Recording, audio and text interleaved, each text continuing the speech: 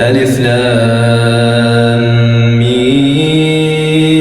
را تلك آيات الكتاب والذي أنزل إليك من ربك الحق ولكن أكثر الناس لا يؤمنون الله الذي رفع السماوات بغير عمد ترونها ثم استوى على العرش وسخر الشمس والقمر كل يجري لأجل مسمى يدبر الأمر يفصل الآيات لعلكم بلقاء ربكم توقنون وهو الذي مد الأرض وجعل فيها رواسي وأنهارا ومن كل الثمرات جعل فيها زوجين اثنين يغشي الليل النهار إن في ذلك لآيات لقوم يتفكرون وفي الأرض قطع متجاورات وجنات من أعناب وزرع ونخيل صنوان وغير صنوان يسقى بماء واحد ونفضل بعضها على بعض في الأكل إن في ذلك لآيات لقوم يعقلون وإن تعجب فعجب قولهم أئذا كنا ترابا أئنا لفي خلق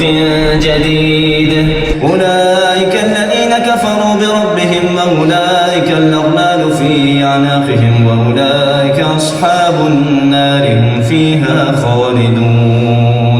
ويستعجلونك بالسيئة قبل الحسنة وقد خلت من قبلهم المثلات وإن ربك لذو مغفرة للناس على ظلمهم وإن ربك لشديد العقاب ويقول الذين كفروا لولا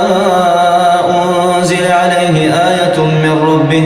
إنما أنت منذر ولكل قوم هاد الله يعلم ما تحمل كل أنثى وما تغيض الأرحام وما تزداد وكل شيء عنده بمقدار عالم الغيب والشهادة الكبير المتعال سواء منكم من أسر القول ومن جهر به ومن هو مستخف بالليل وسارب بالنهار له معقبات من بين يديه ومن خلفه يحفظونه من أمر الله إن الله لا يغير ما بقوم حتى يغيروا ما بأنفسهم وإذا أراد الله بقوم سوءا فلا مرد له وما لهم من دونه من وال هو الذي يريكم البرق خوفا وطمعا وينشئ السحاب الثقال ويسبح الرعد بحمده والملائكة من خيفته ويرسل الصواعق فيصيب بها من يشاء وهم يجادلون في الله وهو شديد المحال له دعوة الحق والذين يدعون من دونه لا يستجيبون لهم بشيء إلا كباسط كفيه إلى الماء ليبلغ فاه وما هو ببالغه وما دعاء الكافرين إلا في ضلال ولله يسجد من في السماوات والأرض طوعا وكرها وظلالهم بالغدو والآصال قل من رب السماوات والأرض قل الله قل أفاتخذتم من دونه أولياء لا يملكون لأنفسهم نفعا ولا ضرا قل هل يستوي الأعمى والبصير أم هل تستوي الظلمات والنور أم جعلوا لله شركاء خلقوا كخلقه فتشابه الخلق عليهم قل الله خالق كل شيء وهو الواحد القهار أنزل من السماء ماء فسالت أودية بقدرها فاحتمل السيل زبدا رابيا ومما يوقدون عليه في النار ابتغاء حلية أو متاع زبد مثله كذلك يضرب الله الحق والباطل فأما الزبد فيذهب جفاء وأما ما ينفع الناس فيمكث في الأرض كذلك يضرب الله الأمثال للذين استجابوا لربهم الحسنى والذين لم يستجيبوا له لو أن لهم ما في الأرض جميعا ومثلهم معه لافتدوا به أولئك لهم سوء الحساب ومأواهم جهنم وبئس المهاد أفمن يعلم أن ما أنزل إليك من ربك الحق كمن هو أعمى أفمن يعلم أن ما أنزل إليك من ربك الحق كمن هو أعمى إنما يتذكر أولو الألباب الذين يوفون بعهد الله ولا ينقضون الميثاق والذين يصلون ما أمر الله به أن يوصل ويخشون ربهم ويخافون سوء الحساب والذين صبروا ابتغاء وجه ربهم وأقاموا الصلاة وأنفقوا مما رزقناهم سرا وعلانية ويدرؤون بالحسنة السيئة أولئك لهم عقبى الدار جنات عدن يدخلونها ومن صلح من آبائهم وأزواجهم وذرياتهم والملائكة يدخلون عليهم من كل باب سلام عليكم بما صبرتم فنعم عقبى الدار والذين ينقضون عهد الله من بعد ميثاقه ويقطعون ما أمر الله به أن يوصل ويفسدون في الأرض أولئك لهم اللعنة ولهم سوء الدار الله يبسط الرزق لمن يشاء ويقدر وفرحوا بالحياة الدنيا وما الحياة الدنيا في الآخرة إلا متاع ويقول الذين كفروا لولا أنزل عليه آية من ربه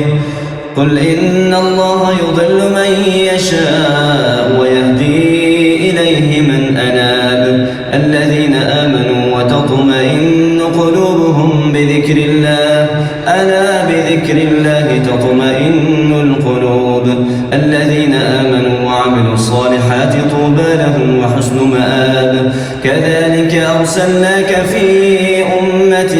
قد خلت من قبلها لتتلو عليهم الذي أوحينا إليك وهم يكفرون بالرحمن قل هو ربي لا إله إلا هو عليه توكلت وإليه متاب ولو أن قرآنا سيرت به الجبال أو قطعت به الأرض أو كلم به الموتى بل لله الأمر جميعا أفلم ييأس الذين آمنوا أن لو يشاء الله لهدى الناس جميعا ولا يزال الذين كفروا تصيبهم بما صنعوا قارعة أو تحل قريبا من دارهم حتى يأتي وعد الله إن الله لا يخلف الميعاد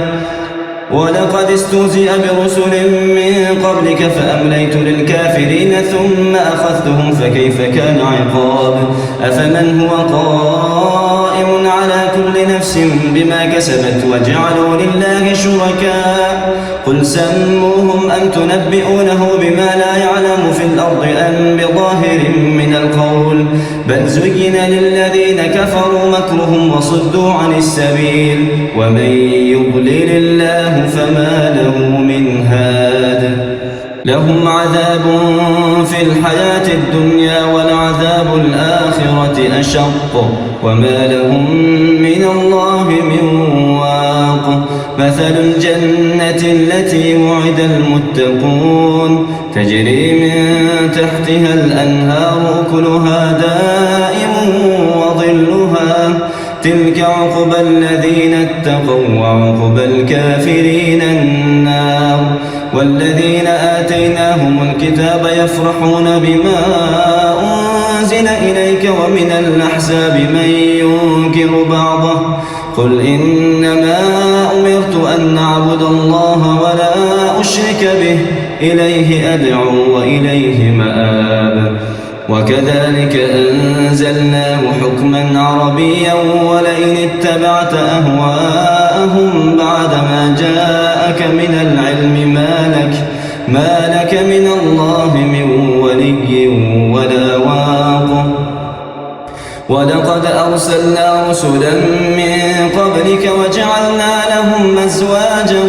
وذرية وما كان لرسول أن يأتي بآية إلا بإذن الله لكل أجل كتاب يمحو الله ما يشاء ويثبت وعنده أم الكتاب وإما نرينك بعض الذي نعدهم أو نتوفينك فإنما عليك البلاغ وعلينا الحساب